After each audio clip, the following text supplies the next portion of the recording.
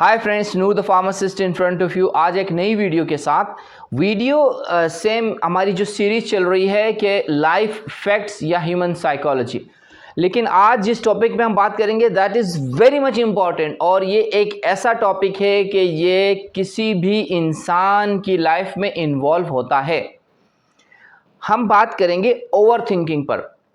आज की इस वीडियो में हम बात करेंगे ओवर थिंकिंग क्या है, ओवर थिंकिंग की प्रोग्रेशन कैसे होती है, उसके बाद ओवर थिंकिंग से मसाइल क्या क्या जन्म लेते हैं, और उसके बाद ओवर थिंकिंग का सॉल्यूशन क्या है।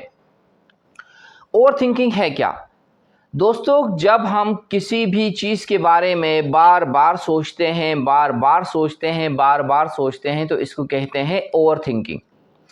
या अगर हम ऐसा सोचते हैं कि अगर हम ऐसे कोई काम करते हैं तो लोग क्या कहेंगे, अगर हमारे जहन में बैक ऑफ द माइंड ये चल रहा होता है कि लोग इसके बारे में क्या कहेंगे, कि this is called over thinking.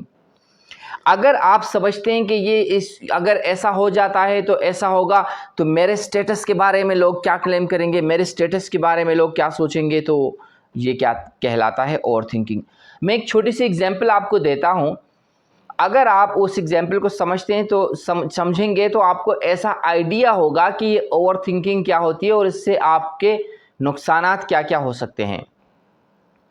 छोटी सी एक मिसाल है कि एक लॉक मेकर, यानी कि जो ताला खोलने वाला, या किसी भी ताले की जब चाबी गुम हो जाती है तो जब हम इस मैकेनिक को लेके आते हैं और वो ताला खोलता है, उसको एक चैलेंज दिया गया कि आपने एक लॉक का ताला जो है ना, लॉक की जो है ना सॉल्यूशन निकालना है, उसकी चाबी निकालनी है, या आप जो भी चाबी वगैरह टेक्निक यूज़ करते हैं उस ताले को आपने खोलना है। वो बड़ा एक्सपर्ट था, लेकिन उसको ये बताया गया कि एक हुजूम के अंदर ऐसा होगा, लोग आपको देख रहे होंगे और आपने इस ताले को खोलना है अपनी टेक्निक्स को। तो वो बड़ा कॉन्फिडेंट था कि मेरे लिए तो कोई मसला नहीं है। वो जब स्टेज पर पहुंचता है, जब स्टेज पर परफॉर्म करने लगता है, तो उसको एक फिक्स टाइमिंग दी होती है कि आपने इतने टाइमिंग में करना है। फॉर एग्जांपल आपने 30 सेकंड्स में, 40 सेकंड्स में इस लॉक को खोलना है। अब वो जैसे शुरू होता है तो उसके बाद जो है ना, वो परेशानी के आलम में, उसके जहन में ये होता है, वो इतने सारे लोग हैं, अगर मैंने नहीं कर पाया तो क्या होगा, अगर ऐसा हुआ तो क्या होगा, अगर वैसा हुआ तो क्या होगा। वो कोशिश करता है, आखिरकार वो जो है ना ताले को खोलने में नाकामयाब होता है। He remain unsuccessful to open the lock. अब जब उसका टाइम अप होता है तो जो जजेस होते हैं वो बुलाते हैं और उसको पूछते हैं कि क्या। वो ने कहा कि मैं नहीं कर पाया। बाद में उसको बताया जाता है कि आपको जो लॉक दिया गया था वो बेसिकली लॉक था ही नहीं, उसे हमने अनलॉक छोड़ा हुआ था। अब क्या हुआ कि अब उसको समझ में आता है कि देखें क्या हुआ। फिर से पूछा जाता है तो फिर वो बताता है कि बस मेरे जहन में इस तरह के खुराफात जन्म लेने लगे कि लोग क्या कहेंगे, मेरी परसेप्शन क्या होगी, ऐसा हो जाएगा, वैसा हो जाएगा।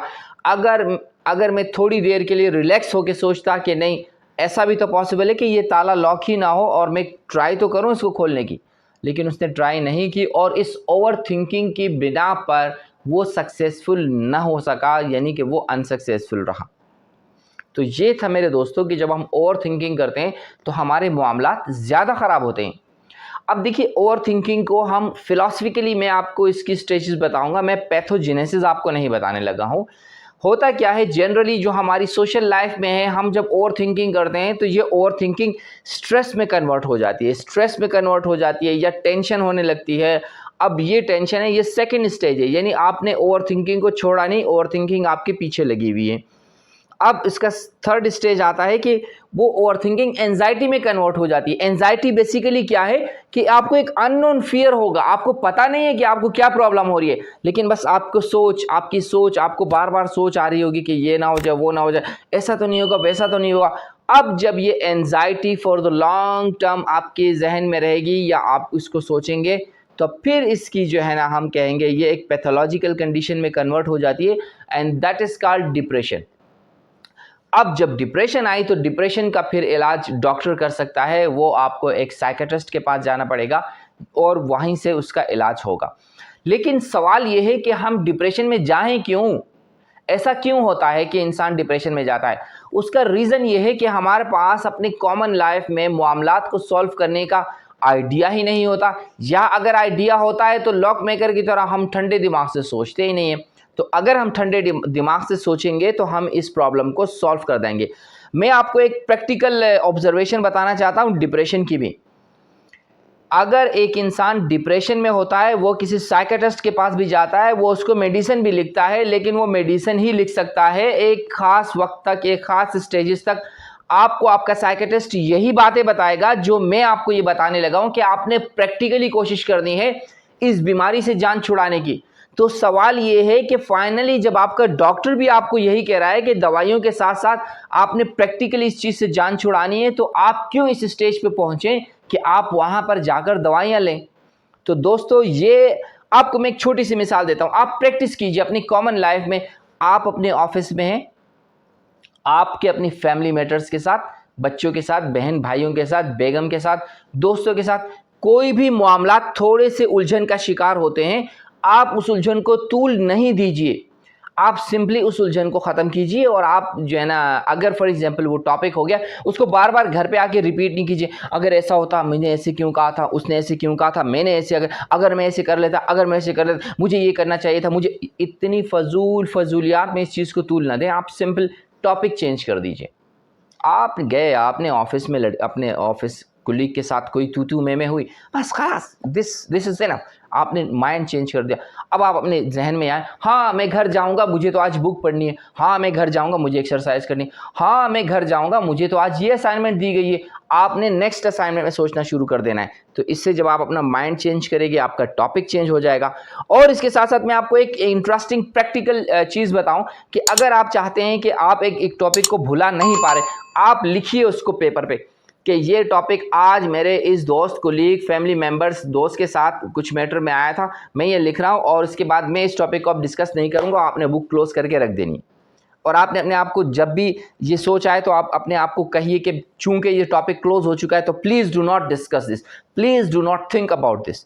तो इस तरह ये होगा कि आप इस चीज़ को भुलाने की कोशिश करेंगे। आप अपने आप को बिजी कीजिए दूसरी चीज़ों में, लेफ्ट राइट किसी और चीज़ में। जैसे जैसे आप बिजी होंगे तो आपकी थॉट जाती रहेगी। और एक चीज़ आप याद रखिएगा, ये जो ओवर थिंकिंग है, ये कॉमन प्रोसेस है, ये दुनिया में हर एक नॉर्मल इंसान के साथ होता है। आपने ये जहन में रखना है।